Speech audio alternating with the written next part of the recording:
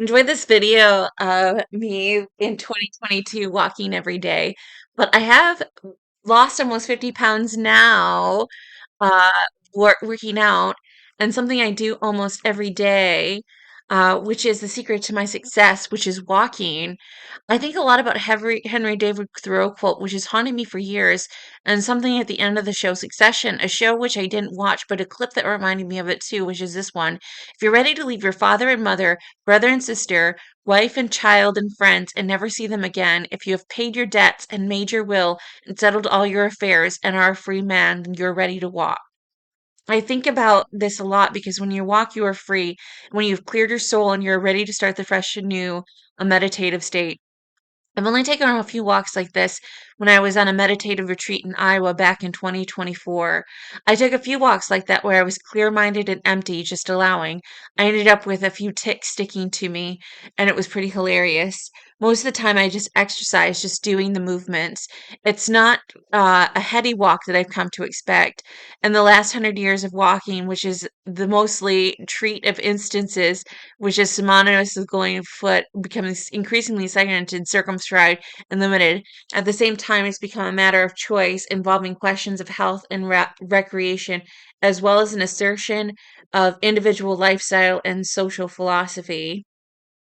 Most people in the modern age don't walk if they don't need to because they either have public transportation, cars, bicycles, or other modes to get them to where they're going and get them there much faster.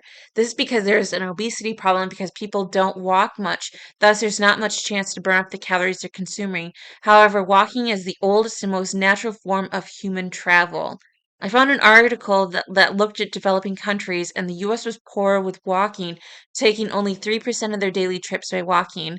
Only worse was Australia, who had 2.5% of their daily trips by walking. There are many possible factors that help account for the variation in walking mode sharing.